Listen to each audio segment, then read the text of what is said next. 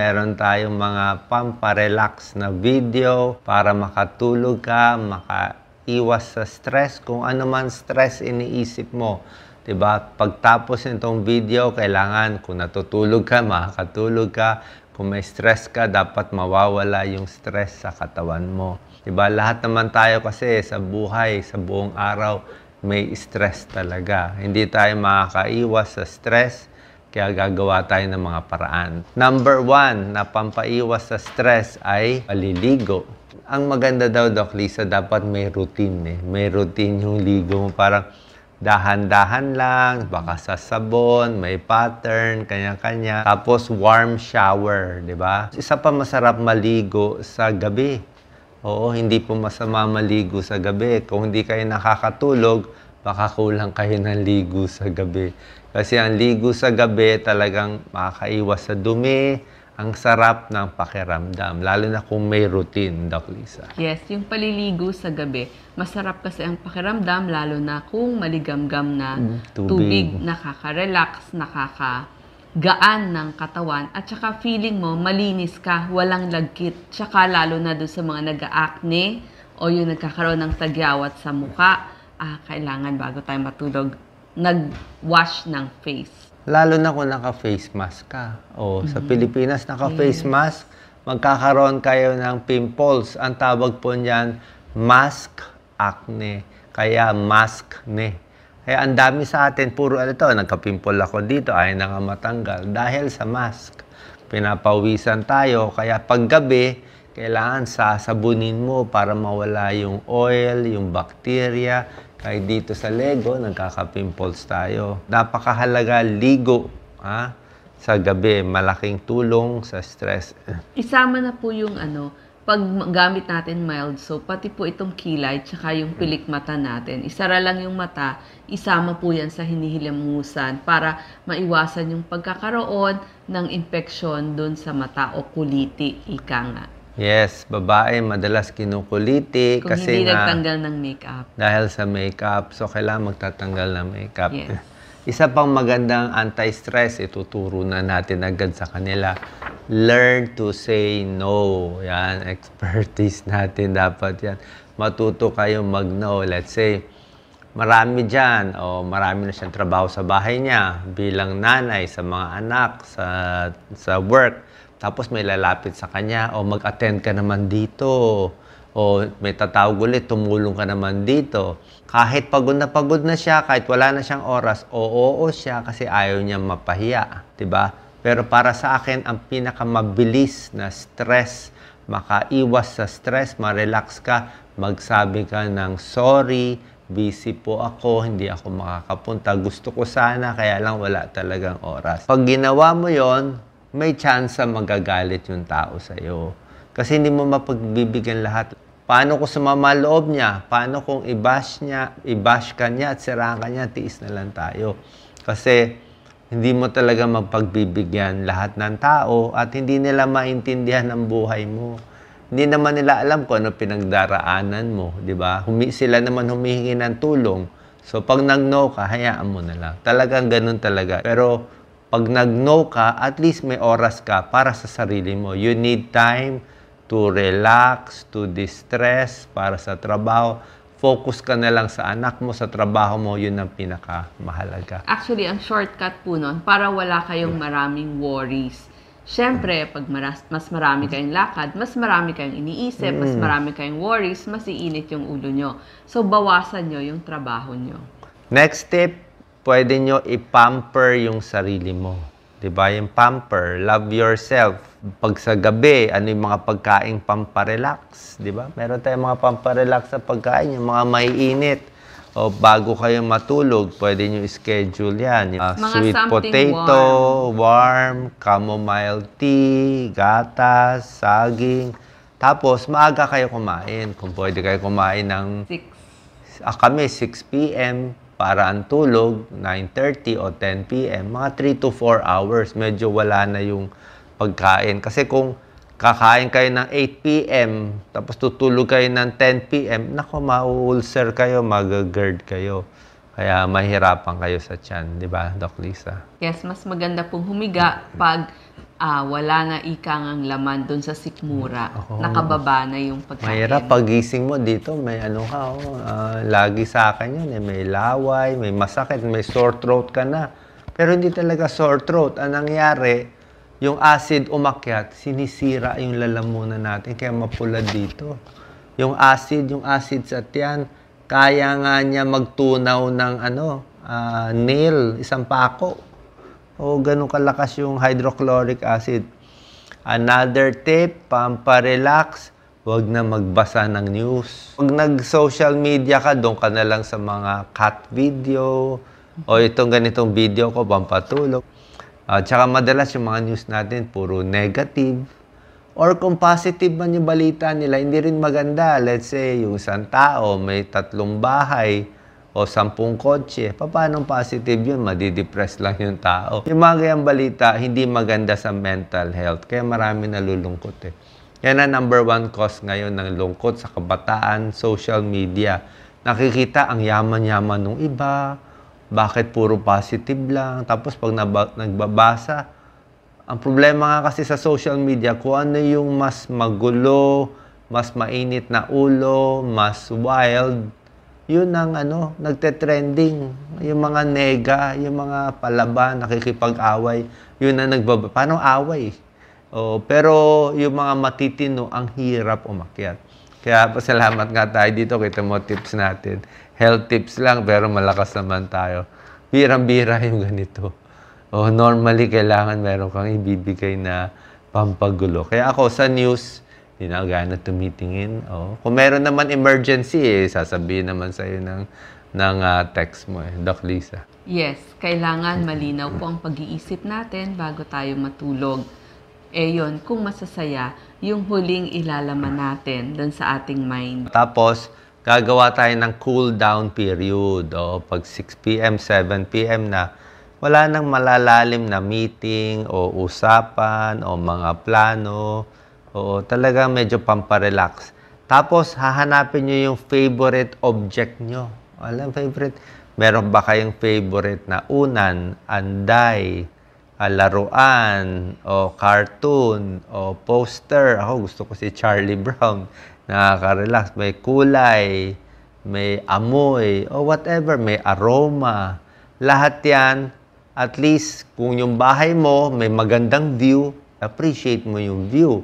Kung nasa probinsya, ganda ng hangin, appreciate mo yung hangin. Kung nasa Maynila ka, nakakulong ka sa isang kwarto, o di at least maglagay ka na lang ng poster, o baka may aircon ka dito, di appreciate mo yon.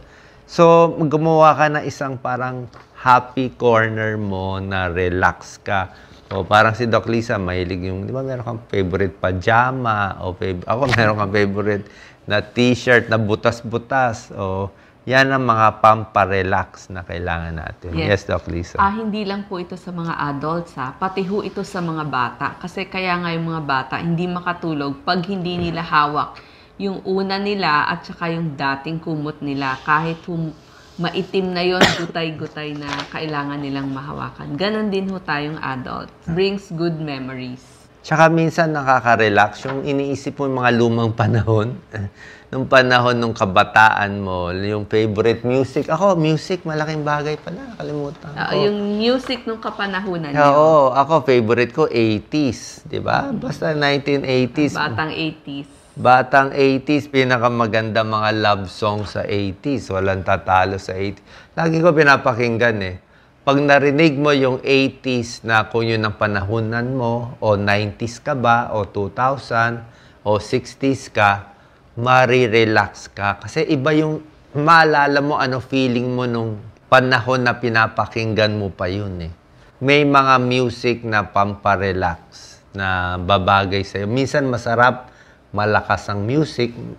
For a time, a few minutes, malakas, parang na yung utak mo, nare-relax. Meron din naman mahinang music, Doc Lisa. Yes, oo. So, yun. Ang magagandang mga memories, sila yung nagpapatulog sa atin at nagpapasaya. Yes. Tapos, maganda rin naman, bago matulog, ako ang ginagawa ko pag hindi ako makatulog, mag-iisip ka lang ng mga boring topics. Iniisip ko lang saan pumunta dito, ito ginawa. Walang stress, walang kabagay-bagay, paano naglakad, paano umikot. Mamayang konti, tulog ka na. Kasi nag-isip ko lang na walang kabagay-bagay. Simple thoughts, yun ang pampatulog eh. Mamaya, pag ano mo, tulog ka na. Oo. May kanya-kanya. Ikaw, Doc Lisa, ano ba pampatulog mo? Yung trabaho, wag nating iisipin, 7 o'clock hanggang patulog kayo. Ng gabi. Kasi hindi ho kayo makakatulog. Kung pwede, i-shut off nyo, burahin muna, at sabihin nyo sa sarili nyo, bukas na ulit ng alas 6 ng umaga ko kayo iisipin. Kailangan parang may pinto na pangsara. Oo nga. Actually nga, ako nga ayoko nga early meeting. May meeting ka na alas 8 na umaga. Nasabi ko nga kay Doc Lisa lagi, kung may meeting ng 8 or 9, huwag mo na sabihin sa akin. Paggising ko na ng maaga ako magising, mga 6 a.m. So, paggising ko, tsaka mo na sabihin, mabilis ko lang naman ayusin yon. Mas maganda hindi ko na alam. Tsaka minsan kasi pa nag-iisip tayo, let's say may tumawag yung boss mo. Sabihin, meron ako sasabihin sa'yo bukas. Di panic ka na. So, anyway, according to statistics, 92% positive naman yung mga nangyayari. 8% lang naman yung kinakatakutan natin. Yun ang mangyayari. Kaya mas maganda, isipin mo lang, mas i-positive mo na lang. Baka maganda sasabihin niya. Baka okay naman. Baka good news naman. Para pag dumating yung araw at good news sinabi, di good news. Kung bad news sinabi, okay lang. At least nakatulog ka na nung gabi. Kasi mahirap ang puyat. Kailangan may lakas ka sa kinabukasan para sa trabaho. Tulog is the most important talaga. Tulog, Yun rest. po yung baterya nyo eh. Para gumana kayo bukas. Isa ring magandang pampatulog, dapat i-schedule nyo yung pagod physically. Mas pagod. Sabi nga sa Bible, di ba? The sleep of a laborer is sweet. Pero yung mga mayayaman daw, hindi daw makatulog. Oo, yung Toss puro and mental turn. work. Iba talaga. Kaya ako, gustong-gusto ko maglakad ng malayo. Basta pa nakalakad tayo ng malayo, pagod na pagod yung katawan mo, lupay-pay ka. Pero pag higa mo, tulog ka na. Kasi physically, pagod. Diba? So, yun talaga isang secret. Tsaka, mas maganda rin yung walang kaaway. Diba? Oo. Kasi pag pinakamaganda walang kaaway. Oo. Mas maganda walang kaaway o wala ka namang kasalanan, di better. Tapos isa din, kung meron naman kayong mga issues, huwag na kayo magbasa ng mga comments, social media, Facebook, Twitter. O pwede ka mag-post sarili mo, pero huwag mo na tingnan yung iba kasi talagang sa gulo ng minsan kasi, lalo na kung public figure kayo o marami kayong kaibigan, mas maganda wala na lang eh. Tahimik na lang. Oo, kasi nga useless magkaroon ng kaaway. Kasi pag dalawa nag-away, parehong apektado, parehong hindi makakatulog, patigasan lang. Tapos, pareho naman magkakasakit. Dahil pag galit ka lagi, mas magkakasakit ka. Obviously, mas mainit ang ulo, mas magkaka-ulcer, magkaka-heart problem, magkaka-heart attack. Obvious naman yun. So, yun lang ang mahirap talaga. Kaya sa akin, yung gawa lang tayo. Tulong lang. Ang pinaka-safe na isipin, paano tutulong sa tao, sa hayop, sa whatever. Yun ang pinaka-safe, pinaka-ligtas na walang makakareklamo. Doon na lang tayo maganda. Actually po kasi, sa sinabi ni Doc Willie, pag maganda ho yung inisip nyo, wala kayong kaba. Pero pag nagbabalak ho kayo ng masama sa kapwa nyo, may kasamang kaba po yun. Kasi alam nyo, maaaring may nilalabag kayong hindi man sa batas, but sa batas ng Diyos. Yes, oo. Siyempre, lalo na ngayon, marami walang pera, di ba? Iisip tayo gagawa. Oo. Yan talaga mahirap. Nung time noon kasi nang wala pang social media, medyo mas okay. Oo. Like noon, pag depressed ka noon, mag-isa ka lang, wala ka ipagkukumpara. Diba? Hindi ko naman alam ano nangyayari sa ibang mga classmates ko. No idea. Wala naman, di ba? Unless makikita mo sila. So, pag malungkot ka, di mag-isa ka lang. So, hindi mo alam na hindi katulad ngayon, yung mga nalulungkot, nakikita nila iba, wow, maraming award, napapunta dito yung classmate ko, yumaman siya, may kotse siya. So, yung comparison, hindi mo maiiwasan eh. Pag na-compare mo, parang manliliit ka sa sama loob mo. Pero hindi naman dapat kainggitan yung mga matataas, kahit yung mga celebrities o ano. May kanya-kanyang problema din naman yung mga yon. Oo. Tsaka yung mga karamihan naman yun, pinaghirapan naman nila. Inaya.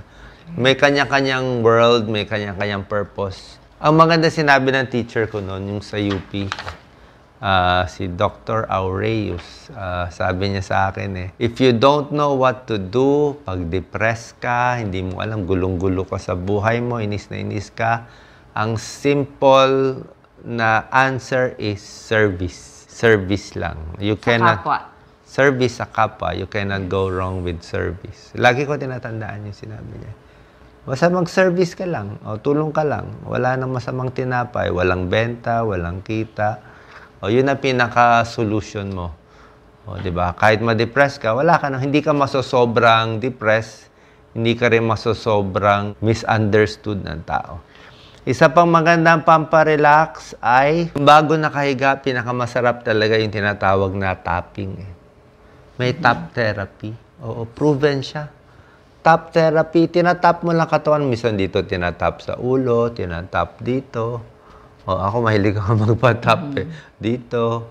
Tap therapy, nakakabawas ng stress, lahat, blood pressure. O, tawag nila parang EFT ang tawag nila. May research Emotional freedom technique, tinatap lang.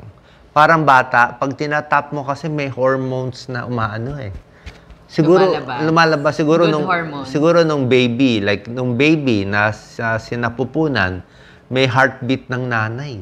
Parang tinatap siya 'Di ba yung baby lagi mo tinatap, 'di ba? Pag umiiyak, tinatap mo kahit yung mga pusa, mga aso, gusto nila tinatap sila. Kaya yung tao tinatap, may nare-release na hormone siya. Okay? Nare-relax yung isip, nare-relax yung katawan. Pag na-relax na siya, ito yung muscle magre-relax. Kasi na-relax yung utak mo Yung muscle magre-relax. Susunod. Susunod siya. Kaya ako gusto ko lagi tapping. Tapping sarili mo lang. So, your body can make you well. May libro yan, binabasa ko noon. 1970 plus ata noon. Your mind can make you well. So, yung sarili mong tapping, dito masarap. Ako, ayoko lang itatap yung buhok kasi nalalagas Oo, yung sa buhok, yung masyadong malakas sa anit, yung ganyan. O yung mga nagsha-shampoo sa mga barber. Pag matanda ka na, yan okay, hair fall, mas nalalagas siya. Pero pag mas bata ka, mas di nalalagas. Kaya ngayon, dapat mas mahina ang tap. Pero pwede naman mag-tap. Sa mga parts sa ulo, pwede i-tap. Huwag mo lang ganun-ganunin kasi natatanggal sa tap. Okay. Dito. Marami. Kahit sa katawan. Tapos bukod sa tap therapy, siyempre, pwede rin yung massage talaga. Diba? Massage, ang minamassage dito, circular. Sobra sarap. Sumisikip yung mga muscles natin dito. Kung meron kayong mahanap na matigas na lugar, okay, dito, ikot-ikutin. Subukan nyo, sarili nyong tap. O kahit nakahiga kayo, ini-imagine nyo lang may nagmamassage sa'yo. Imagination mo lang, o sariling tap mo, isipin mo lang na minamassage ka, marirelax ka na. Pero isa pang magandang part, turo to ng therapist natin, dito sa jaw, ang sarap pala nito. Yung mga may TMJ, dito sa ilalim, pwede nyo banatan to, hanggang dito sa ilalim, masakit siya, dito sa ilalim. Wala pong delikado dyan. Walang mapupunit, walang ugat o artery na tatama. Dito ka lang sa ilalim mo. Yan, matatanggal yan dito sa jaw. Tapos dito rin sa occipital, masarap din. Sa likod ng tenga. Likod ng tenga. Actually, pag first time nyo, pag pinindot nyo, masakit pala. Yung lugar na masakit, yun po yung i-tap nyo or i-masahe nyo ng dahan-dahan. Tsaka yung tenga, masarap din ikot-ikutin. Kasi pag iniikot mo kahit yung eardrum, medyo nagagalaw-galaw siya. Nababawasan yung mga tinnitus. Very, very relaxing talaga sa ulo, sa likod. Yung massage really. Kung meron ako mararecommend sa inyo, kung may mahal lang pero kung may murang nagmamassage, good for depression, anxiety, at ibang bagay. Yes, Doc, please. Yes. Opo. Actually nga, ang ating mga kababayan dapat matuto how to massage kasi pwede itong maging source of income. So, gusto sana natin silang i-train maganda ho itong hanap buhay. At doon naman ho sa may pangbayad, maganda naman hong pangtanggal ng mga stress at sakit sa katawan. Yun pong yung tinatawag nating rheumatism o yung rayuma sa mga laman-laman. Ito po yung kailangan natin. Oo, masarap mag-massage Maganda siyang sa treatment. sarili, pero maganda rin kung meron kayong gamit. Kung sarili, meron mga gamit, di ba? Meron mga machine. Pero iba pa rin yung kamay ng tao. Mas kaya niya. Okay, so very good.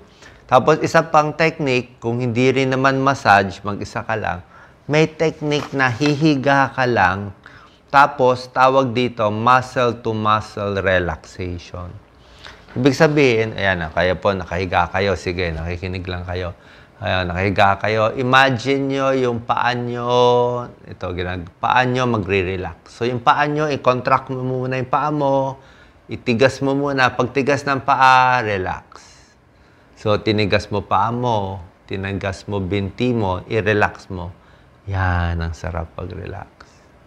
Tapos, i-feel mo, nare-relax yung binti mo, unti-unti, yung mga daliri sa paa, unti-unti yung tuhod, nare-relax.